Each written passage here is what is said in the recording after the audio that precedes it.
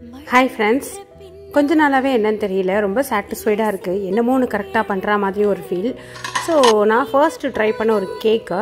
So எதுக்கு cake அப்படின்னா அதுக்கு வந்து ஒரு ஸ்பெஷல் ரீசன் இருக்குது. அதை நான் வந்து இந்த வீடியோவில் ஷேர் பண்ணியிருக்கேன். ஸோ நம்ம வீட்டில் கரெக்டாக தான் இருக்கோமா அப்படிங்கிறத இந்த மாதிரி சின்ன சின்ன விஷயத்தை வச்சு கண்டுபிடிச்சிடலாம். ஃபர்ஸ்ட்டு நான் வந்து கேக் வந்து செய்ய போகிறேன். அதனால கொஞ்சம் இப்படி தான் இருக்கும். ஏன்னா திங்ஸ் எல்லாம் எனக்கு ப்ராப்பராக எடுத்து வச்சுட்டு அதுக்கப்புறமா ஸ்டார்ட் பண்ணலான்னு என்னோட ஆயுதத்தெல்லாம் எடுத்து வச்சுருக்கேன். ஸோ இது வந்து ஒரு ஈவினிங் அண்ட் மார்னிங் அந்த மாதிரி ஒரு விலாகாக நான் கவர் பண்ணியிருந்தேன். ஸோ கேக் செய்யறதுக்கு ரொம்ப ரொம்ப சிம்பிள். என்ன விஷயம் அப்படின்னாக்கா அதுக்கு பட்டர் பேப்பர் மட்டும் வாங்கிட்டேன். இது வந்து ஓவனில் தான் செய்யணுங்கிறது கிடையாது.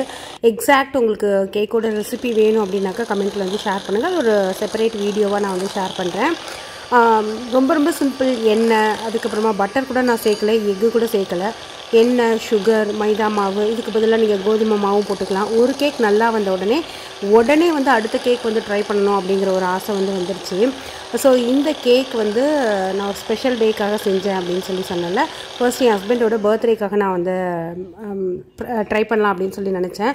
பட் அன்றைக்கி வெளியிலலாம் ஊர் சுற்றிட்டு ரொம்ப லேட் நைட் வந்ததுனால மறுநாள் செய்ய முடியல. ஓகே, அட்லீஸ்ட் வந்து வேலண்டைன்ஸ் டேக்காவது வந்து செய்யலாமே அப்படின்னு சொல்லிட்டு வந்து செஞ்சேன். வேலண்டைன்ஸ் டேலாம் இந்த ஒரு மேரேஜான ஒரு 12-13 இயர்ஸில் இது வரைக்கும் செலிப்ரேட் பண்ணதே கிடையாது. ஸோ ஆனால் நான் இதெல்லாம் வந்து ஏன் இப்படி இருந்திருக்கோம் அப்படின்னு சொல்லிட்டு நான் இப்போ வந்து யோசிக்கிறேன். எல்லாருமே வந்து லவ் மேரேஜ் அப்படின்னோடனே வேலண்டைன்ஸ் டே சூப்பராக செலிப்ரேட் பண்ணுவாங்கல்ல அப்படி சொல்லி நினைப்பாங்க. இது வரைக்கும் ஜஸ்ட் ஒரு விஷ் கூட பண்ணிட்டது கிடையாது. ஆனால் இனிமேல் வந்து வருஷத்துக்கு ஒரு 10 நாளாவது செலிப்ரேட் பண்ணணும். நம்ம ரொம்ப செலவே வைக்காமல் இருக்கோம் அப்படிங்கிற மாதிரி ஒரு தாட்டு. இன்னொன்று செலிப்ரேஷனை நம்மளாக க்ரியேட் பண்ணிக்கிட்டா அது வந்து ஒரு ஞாபகமாக இருக்கும் இல்லையா. இது வந்து நெக்ஸ்ட் இயர் கேட்குறப்ப கூட ஒரு வேலண்டைன்ஸ் டேக்கு வந்து வெளில வந்து டின்னர் போனோம், ப்ளஸ் வந்து ஒரு கேக் செஞ்சேன் அப்படின்னு சொல்லிட்டு ஒரு சின்ன சின்ன மெமரிஸ் தானே, அதெல்லாம் இனிமேல் மிஸ் பண்ணவே கூடாது அப்படின்னு சொல்லியிருக்கேன். ஸோ நம்ம வந்து ஃபீல் பண்ணுறதுக்கு தான் நாள் பார்க்கக்கூடாது. செலிப்ரேட் பண்ணுறதுக்கு தாராளமாக வந்து நம்ம டைம் ஸ்பெண்ட் பண்ணலாம், ப்ளஸ் அதை பற்றி யோசிக்கலாம். அந்த அறிவு வந்து இந்த வயசில் தான் வந்திருக்கு. ஸோ ஃபஸ்ட்டு ப்ரீ ஹீட் வந்து பண்ணிவிட்டு ஒரு 170 டிகிரி செல்சியஸில் 15 மினிட்ஸ் வந்து வச்சுட்டேன். ஆனால் நான் நிறைய வீடியோ பார்த்தது 20 மினிட்ஸ் வைக்கணும்னாங்க. எனக்கு ஒரு 12 மினிட்ஸ்லேயே வந்து கேக் அந்த ஸ்மெல் வந்து வர ஆரம்பிச்சிருச்சு. நெக்ஸ்ட் வந்து பார்த்தீங்கன்னா கேழ்வரகு ராகியில் வந்து செஞ்சேன். ஃபஸ்ட்டு இதுலையாவது வந்து சுகர் பவுடர் சேர்த்தேன். பட் இதில் வந்து பார்த்தீங்கன்னாக்கா நாட்டு சக்கரை வந்து சேர்த்து கொஞ்சோண்டு ஃப்ளேவருக்காக வெண்ணிலா எசன்ஸ் வந்து சேர்த்துக்கிட்டேன். ஸோ அவ்வளோ நல்லா இருந்தது. இதை வந்து நான் செஞ்சு வச்சது வந்து பார்த்திங்கனாக்கா பிஃபோர் ஆஃப்டர்நூனே செஞ்சுட்டேன். ஆனால் என் ஹஸ்பண்ட் வந்தது வந்து பார்த்திங்கன்னா நைட்டு 10 o'clock தான் வந்தாங்க. சரி, முன்னாடியாக இருந்தால் சண்டை போட்டிருப்பேன். ஓகே, அந்த டே வந்து எப்படியா இருந்தாலும் நம்ம வந்து செலிப்ரேட் பண்ணணும் அப்படின்னு சொல்லி நினச்சிட்டோம் அப்படின்னு சொல்லிட்டு அந்த கேக்கை வெட்டிட்டு அப்படியே அந்த டே வந்து போனது. ரொம்ப நல்லா இருந்தது. இன்னொன்று பாப்பாக்குமே இப்போ க்ரீமில் ப்ராப்ளம்ங்கிறாங்க. கேக் வந்து எப்படி பேக் பண்ணுறாங்க, எவ்வளோ ஈஸ்ட் யூஸ் பண்ணுறாங்க, இதெல்லாம் நமக்கு தெரியல.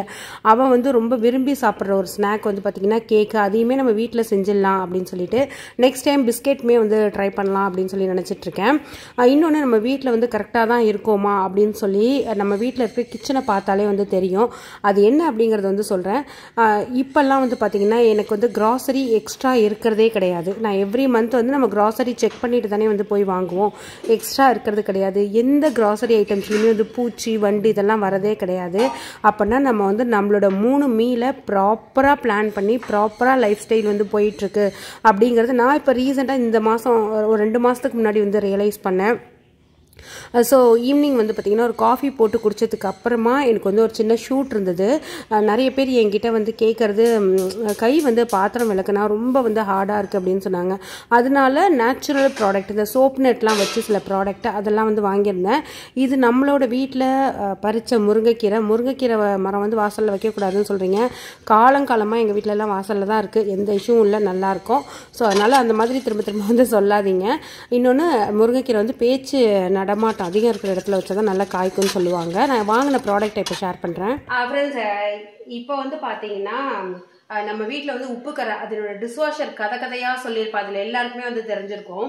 ஸோ அதனால் நான் வந்து சில கிளீனிங் ப்ராடக்ட், அந்த உப்பு கரைக்கு நான் வந்து கிளீனிங்கில் என்னெல்லாம் வந்து ஸ்ட்ரகிள் பண்ணுவேன். இப்போ வந்து பித்தளை ஜாமான் விளக்குறது அப்படின்னா அது வந்து கொஞ்சம் கஷ்டமாக இருக்கும்ல.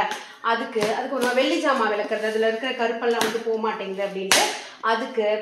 அடுத்து நம்ம வீட்டில் இந்த உப்பு கரை படிஞ்சிருக்கிறது, என்னோடய வாஷ்பேஷன்லாம் வந்து பார்த்திங்கன்னா அவ்வளோ காஸ்ட்லியாக போட்டிருக்கேன்.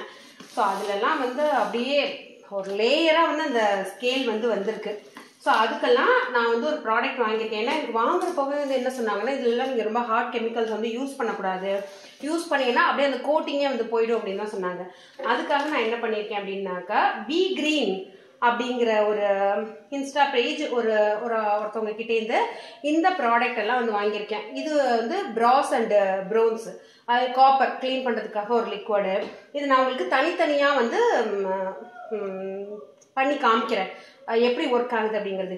இது வந்து டிஷ்வாஷ் லிக்விட், டிஷ்வாஷரில் யூஸ் பண்ணக்கூடாது, நம்ம பாத்திரம் கழுவுறதுக்கு. ஏன்னா இது வந்து சோப் நெட்லாம் யூஸ் பண்ணியிருக்காங்க பாருங்க. ஸோ சோப் நெட்டு சிகுக்காய் யூஸ் பண்ணி நேச்சுரலாக வந்து பண்ணியிருக்காங்க. ஸோ அதுக்கு ஏன்னா எனக்கு வந்து கை கொஞ்சோண்டு பாத்திரம் விளக்குனால அப்படியே ஒரு மாதிரி மரமரன்னு ஆயிடுது, தண்ணி வந்து ரொம்ப ஹார்டாக இருக்கிறதுனால. ப்ளஸ் இந்த சோப்பு இப்போ வந்து ரொம்ப கெமிக்கல்ஸ் அதிகமாகிடுச்சா என்னன்னு தெரியல. நான் வந்து முன்னாடியிலேருந்து ஒரு 10 இயர்ஸாக ஜாமா விளக்கிட்டு தான் இருக்கேன். பட் இப்போ ரீசன்ட் டேஸில் ரொம்ப கை வந்து ஹார்ட் ஆகுது. அதுக்கு அடுத்து வந்து பார்த்தீங்கன்னா இது வந்து ஆக்டிவேட்டட் சார்கோல். ஸோ இது வந்து நேச்சுரல் டிஷ்வாஷ் லிக்விடு. இது வந்து ஆர்டிஃபிஷியல் சார்கோல் டிஷ்வாஷர் லிக்விட் அப்படின்னு சொல்லி போட்டிருக்காங்க. அடுத்து வந்து பார்த்தீங்கன்னா ஒரு பி கிரீன்லேருந்து லாண்ட்ரி லிக்விட் அது வந்து வாங்கியிருந்தேன். அடுத்து என்ன இருக்கு, இதுவுமே வந்து அந்த சின்ன பீஸ் தான், அந்த பிராஸ் அண்ட் ப்ரௌன்ஸ் வந்து காப்பர் கிளீன் பண்ணுறதுக்கு. அடுத்து இது வந்து பார்த்தீங்கன்னாக்கா மஸ்கிட்டோ ஸ்ப்ரே அது மாதிரி. ஏன்னா இப்போ சென்னையில் எல்லா இடத்துலையும் வந்து இந்த ட்ரைனேஜ்லாம் ஓப்பன் ஆகி கிடக்கிறது அப்படி இப்படின்னு சொல்லிட்டு நிறைய மஸ்கிட்டோஸுமே வந்து வருது இல்லை, அதுக்காக. இது வந்து toilet cleaner, Lime scale clean பண்ணுறது. இது இந்த மாதிரி ப்ராடக்ட்ஸ் வந்து நான் வாங்கியிருந்தேன். இதெல்லாம் நான் வந்து நெக்ஸ்ட் விலாக்லேயோ இல்லை உங்களுக்கு எல்லாமே செப்பரேட் வீடியோ வேணும்னாலுமே அந்த கமெண்ட்டில் ஷேர் பண்ணுங்கள். ஸோ அதிலெல்லாம் நான் வந்து ஷேர் பண்ணுறேன். இது எல்லாமே நான் இப்போ ரீசெண்டாக வாங்கியிருந்த ப்ராடக்ட்ஸ். ஸோ இந்த ப்ராடக்ட்டோட காண்டாக்ட் டீட்டெயில்ஸு ப்ளஸ் அவங்களோட இன்ஸ்டா லிங்க் வேணால் நான் டிஸ்கிரிப்ஷனில் கொடுக்குறேன், நீங்கள் வந்து செக் பண்ணுங்கள். நான் எப்போதும் நினைக்கிற ஒரே ஒரு விஷயம், நம்மளோட இந்தியன் ப்ராடக்ட்டை வந்து நம்ம என்கரேஜ் பண்ணணும். பெரிய பெரிய கார்ப்பரேட் பிராண்டில் வந்து நம்ம வாங்குகிறோம், அவங்க என்ன கெமிக்கல் யூஸ் பண்ணுறாங்க என்ன பண்ணுறாங்க அப்படின்னு சொல்லி தெரியவே தெரியாது. இப்போ விம் லிக்விடாக இருக்கட்டும் இல்லை வேறு ஏதாவது இருக்கட்டும், அதில் வந்து எவ்வளோ அட்வர்டைஸ்மெண்ட் இருக்குது, ஆனால் அதை யூஸ் பண்ணுறப்ப கை வந்து எவ்வளோ ஹார்ட் ஆகுது. ஸோ அதுக்கு இந்த மாதிரி ப்ராடக்ட்ஸ் வந்து ஓரளவுக்கு ரீசனபிளான ப்ரைஸ்லையும் இருக்கும். நம்ம வந்து புதுசாக வந்து பிஸ்னஸ் பண்ணுறவங்கள என்கரேஜ் பண்ணுற மாதிரியும் இருக்கும். நம்ம வந்து ஒருத்தர் சப்போர்ட் பண்ணி எல்லாருமே வந்து நல்லா இருக்கலாம். அதனால நான் இந்த மாதிரி எனக்கு ஒரு ப்ராடக்ட் வந்து என்னோட நாலேஜுக்கு தெரிஞ்சுது அப்படின்னாக்கா அதை வந்து கண்டிப்பாக வந்து வாங்கிடுவேன். எந்த ப்ராடக்ட் வந்து நம்ம கார்ப்பரேட்லேருந்து வாங்கணும் அப்படிங்கிறது வந்து இருக்குது. பட் இந்த மாதிரி ஹோம் நீட்ஸு, நம்மளோட டெய்லி யூஸ் பண்ணுற இந்த மாதிரி ஐட்டம்ஸ் எல்லாமே வந்து நம்ம சின்ன சின்ன பிராண்டில் வந்து நீங்கள் வாங்கிக்கலாம். ஸோ ஈவினிங் நைட்டு வந்து பார்த்தீங்கன்னாக்கா அடைக்கு வந்து பிளான் பண்ணியிருந்தேன். ஏன்னா இப்போ என்னன்னே தெரியல, முருங்கைக்கீரையை எப்படியாவது வந்து ஃபுட்டில் சேர்த்துக்கணும் அப்படின்னு சொல்லிட்டு ஒரு 10 நாளைக்கு ஒரு தடவை வந்து அடை போட்டுடுறது. என்கிட்ட வந்து கேட்டிருந்தீங்க இந்த மாதிரி மொரிங்கா பவுடர் ப்ளஸ் இந்த கேழ்வரகு மாவு இதெல்லாம் வந்து குழந்தைங்க சாப்பிடவே மாட்டாங்களே, என்ன பண்ணுறது, எப்படி சாப்பிட வைக்கிறது அப்படின்னு சொல்லிட்டு. ஸோ அது ஒரு அட்வர்டைஸ்மெண்ட்டில் வரும், பீஸாவில் கத்திரிக்காவா அப்படின்ட்டு. அதே மாதிரி தான் நான் வந்து தோசையில் மிக்ஸ் பண்ணி கொடுத்துருவேன். பீட்ரூட்டை அரைச்சி அதை வந்து தோசை பேட்டரில் வந்து கலந்து கொடுத்துருவேன். கேரட்டை அரைச்சி அந்த மாதிரி கொடுத்துருவேன். ஸோ கொஞ்ச நாளைக்கு அவங்களுக்கு அந்த விஷயம் தெரிகிற வரைக்கும் இந்த மாதிரியெல்லாம் தான் நம்ம வந்து கொடுக்க ஆரம்பிக்கணும். பட் சில குழந்தைங்க இருக்காங்க எது கொடுத்தாலும் சாப்பிட்ற மாதிரி. மேபி எனக்கு வந்து அந்த மாதிரி வளர்க்க தெரியல என்னன்னு தெரில. எங்கள் பாப்பாலாம் கொஞ்சம் காரம் சாப்பிட மாட்டா, கொஞ்சம் ஏதாவது நாக்கில் வந்து அந்த வெங்காயம் பற்றக்கூடாது, கடுகு பற்றக்கூடாது, அந்த மாதிரி இருக்கிற ஒரு பாப்பா. அதனால் என்ன பண்ணுவேன்னா, இப்போ அடைன்னா அவளுக்கு ரொம்ப பிடிக்கும். அடையில் ஜென்ரலாக அரிசி பருப்பு தான் போடுவாங்க. நான் வந்து பச்சை பயிறு என்னெல்லாம் அவங்க சாப்பிட மாட்டாங்களோ, என்னெல்லாம் நம்ம சுண்டல் செய்வோமோ அதே மாதிரி கொண்டக்கல்ல அதெல்லாம் போட்டு சேர்த்து அரைச்சி அடையாக வந்து சுட்டுறது. இது வந்து ஓரளவுக்கு நல்ல ரோஸ்ட்டாக வந்து சுட்டு நம்ம வந்து அந்த சுகர் வச்சு கொடுக்குறப்ப சாப்பிட்ருவாங்க. இப்படி பிளான் பண்ணி செய்ய வேண்டியதாக இருக்குது. ஏன்னா நம்ம சாப்பிட்ற ஃபுட்டில் எந்தளவுக்கு ஸ்ட்ரென்த் இருக்குது அப்படிங்கிறதே வந்து தெரியல. அதுலேயும் ஏனோ தானோ அப்படின்னு கொடுத்தோம்னாக்கா வளர்கிற குழந்தைங்க ரொம்ப வீக் ஆகிடுவாங்க. அதனால் குழந்தைங்களோட ஃபுட் அதில் மட்டும் காம்ப்ரமைஸ் பண்ணவே கூடாது. ஸோ இப்போ ரீசெண்டாக வந்து பார்த்தீங்கன்னா ஒரு 6:45 7க்குள்ளே வந்து டின்னர் வந்து முடிச்சிடுறது. ஏன்னா வெயிட் லாஸ் பண்ணதுலேருந்து வந்து சாப்பிடாமையே இருந்தோம் அப்படின்னாக்கா ஒரு 9 மணிக்கு பசி எடுத்து ரொம்ப சாப்பிட்டுறேன். ஒரு வெயிட் லாஸ்னால் பெருசாக இல்லை, ஒரு 4 கிலோ அந்த மாதிரி வந்து குறைச்சிருக்கேன். பட் அதுவே எனக்கு நிறைய ட்ரெஸ் எல்லாம் வந்து லூஸ் ஆகிறப்ப நினைப்பேன், அந்த ட்ரெஸ்ஸை நம்ம வந்து பீரோவில் ரொம்ப நாளாக வச்சுருந்து அதை எடுத்து போடுறப்ப அது பத்துனதுன்னா அப்பா இனிமேல் சாப்பிடக்கூடாது அப்படின்னு சொல்லி நினைப்போம். ஆனால் அந்தந்த டயத்துக்கு வயிறு வந்து அப்பப்போ ஏதாவது கேட்டுடுது. ஸோ அதனால் ஒரு 7க்கு பிஃபோர் சாப்பிட்டு குறைச்சிடுறது. அதனால தான் அடையெல்லாம் சீக்கிரமாகவே வந்து ரெடி பண்ணி வச்சுக்கிட்டேன். நான் இதெல்லாம் ரெடி பண்ணி வச்சுட்டு நான் ஓரளவுக்கு சாப்பிட்டுட்டு அதுக்கப்புறமா பாப்பாவோட உட்காந்து அவள் படிக்கிறதுக்கு சப்போர்ட் பண்ணுறது அதெல்லாம் வந்து பண்ணிகிட்ருப்பேன். அதுக்கப்புறமா அவளுக்கு வந்து ஊற்றி கொடுத்துட்டு நாங்கள் ஒரு 8:30 என்னோட ரொட்டீன் முன்னாடி ரொம்ப நல்லா இருந்தது. ஒரு 8:30க்கெல்லாம் ரூமுக்கு வந்து போயிடுவேன். சொல்லப்போனால் 8க்கெல்லாம் ரூமுக்கு போயிடுவேன். மார்னிங் எந்திரிக்கிறதுக்கு ரொம்ப நல்லா இருந்தது. இப்போ என்னமோ தெரியல, என்ன ரொட்டீன் எப்படி மாறினே தெரியல, தூக்கம் ரொம்ப கம்மியாயிடுச்சு. ஸோ எவ்வளோ லேட்டாக படுத்தாலும் காலையில் 5:55க்கு வந்து கரெக்டாக முழிப்பு வந்துடுது. அது நல்ல விஷயம்னு சொல்லலாம். பட் 8 hours ஸ்லீப், அட்லீஸ்ட் ஒரு 7 hours ஸ்லீப்பாவது டீப் ஸ்லீப் வந்து இருக்கணும். பட் அது இருக்க மாட்டேங்குது. மேபி நமக்கு ரெஸ்பான்சிபிலிட்டி அதிகமானதுனால அந்த மாதிரி இருக்கா, இல்லை இந்த மாதிரி ஏஜில் அப்படி இருக்குமா அப்படிங்கிறது எதுவுமே தெரியல. உங்களுக்கு அந்த மாதிரி இந்த ஸ்லீப் இஷ்யூஸ் வந்து ஃபேஸ் பண்ணுறீங்களா அப்படிங்கிறத கமெண்ட்டில் ஷேர் பண்ணுங்கள். முன்னாடியெல்லாம் ஆஃப்டர்நூனில் ஒரு பவர் நேப் கூட ஒரு 1 hour இல்லைன்னா ஒரு 45 minutes வந்து எடுப்பேன். ஆனால் அதுக்கப்புறமா வந்து நைட்டு நல்லா தூக்கம் வரும். பட் இப்போ என்னமோ தெரியல, ஒரு 2 months-ஆகவே, ஏன்னா வெயிட் லாஸ் வந்து நம்ம பண்ண ட்ரை பண்ணுறதுனால நல்ல ரிச் கலோரி இல்லைனாக்கா வந்து நல்ல ஃபைபர் இருக்கிற ஃபுட்டு சாப்பிட்றது இல்லையா, இல்லை வந்து வயிறுக்கு வந்து இந்த கார்போஹைட்ரேட் கொடுக்காததுனால தூக்கம் வர மாட்டேங்குதா அப்படிங்கிறதே வந்து தெரியல. உங்களுக்கு நீங்கள் வந்து இந்த வெயிட் லாஸ் பண்ணுறப்ப என்ன மாதிரி ஃபீல் பண்ணுவீங்கிறத கமெண்ட்டில் ஷேர் பண்ணுங்கள். இந்த ஆயில் பற்றி என்கிட்ட கேட்டிருந்தீங்க, கோகோனட் ஆயிலில் செய்யலாமா அப்படின்னு சொல்லிட்டு. இது ஆக்சுவலாக அகத்திக்கீரை வந்து போடலாம். நான் வந்து முருங்கைக்கீரை மட்டும் போட்டிருக்கேன், நல்லெண்ணெய் போட்டிருக்கேன். நான் என்னோடய வாய்ஸ் இப்படி இருக்கிறதுக்கு காரணம் சொந்த காசில் நானே சூனியம் வச்சுட்டேன். ஓவர் கான்ஃபிடென்ட்டில் இந்த ஆயிலை நைட்டு வந்து அப்ளை பண்ணிட்டேன். அதனால் மறுநாள் காலையிலேருந்து வந்து பார்த்திங்கன்னா தொண்டை கரன்னு இருக்குது.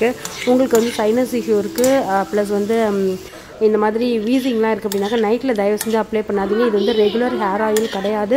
இது ஆயில் பாத்துக்கு யூஸ் பண்ணுற ஹேர் ஆயில். நல்ல முருங்கைக்கீரையை மட்டும் போட்டோம் அப்படின்னாலே நல்ல இந்த மாதிரி க்ரீனிஷாக வரும். இதில் வேறு என்னென்ன இன்க்ரீடியன்ட் வந்து சேர்க்கலாம் அப்படின்னு சொல்லி கேட்டிருந்தீங்க. அகத்திக்கீரை அதே அளவுக்கு சேர்க்கலாம், வெந்தயம் சேர்க்கலாம், கருவேப்பிலை சேர்க்கலாம், வெங்காயம் சேர்க்கலாம், நெல்லிக்காய் சேர்க்கலாம், கரிசலாங்கண்ணி சேர்க்கலாம். இந்த மாதிரி ஹேர் ரிலேட்டடான எந்த பொருள் வேணாலும் சேர்க்கலாம். ஆனால் ரெகுலர் ஆயிலுக்கு யூஸ் பண்ணக்கூடாது. கோகோனட் ஆயிலில் செய்யலாமான்னு சொல்லி கேட்டிருந்தீங்க. கோகோனட் ஆயிலையும் செய்யக்கூடாது. இது நல்லெண்ணெயில் தான் செய்யணும். உங்களுக்கு ரொம்ப எக்ஸ்ட்ரீம் ஹீட் பாடியாக இருந்ததுனாக்கா ஒரு டீஸ்பூன் அளவுக்கு விளக்கெண்ணையும் இதில் வந்து சேர்த்துட்டு அப்ளை பண்ணுறப்ப ஹேர் க்ரோத் சூப்பராக இருக்கும். எப்போதுமே நம்ம வந்து ஒரு ஹேர் ஆயில் யூஸ் பண்ணுறோம், ஒரு மசாஜுக்கு வந்து யூஸ் பண்ணுறோம்னா நம்ம நல்ல மசாஜ் கொடுக்கணும். அந்த ஆயில் வந்து 40% சப்போர்ட் பண்ணுன்னா 60% வந்து அந்த உங்களுக்கு சப்போர்ட் பண்ணுறது அந்த மசாஜாக தான் இருக்கும். நீங்கள் நல்ல தலையில் கரெக்டாக தான் ஆயில் வந்து அப்ளை பண்ணியிருக்கீங்களா, மசாஜ் பண்ணியிருக்கீங்களா அப்படிங்கிறது தெரியறதுக்கு நீங்கள் மசாஜ் பண்ணி முடிச்சதுக்கப்புறமா உங்களோட தலையில் குட்டியாக எறும்பு ஓடுற மாதிரி ஒரு ஃபீல் வந்து இருக்கணும். அந்த மாதிரி இருந்தால் தான் நம்ம ப்ராப்பர் மசாஜ் கொடுத்துருக்கோம் அப்படின்னு சொல்லி அர்த்தம். இந்த ஆயில் வந்து நான் ரீசெண்டாக வந்து போஸ்ட் பண்ணியிருக்கேன், வேணாக்கா உங்களுக்கு லிங்க் கொடுக்குறேன். அந்த ரெட் கலர் டாப்போட லிங்க்குமே டிஸ்கிரிப்ஷனில் கொடுக்குறேன், செக் பண்ணி பாருங்கள். உங்களோட ஃபீட்பேக்கை என்னோட ஷேர் பண்ணுங்கள்.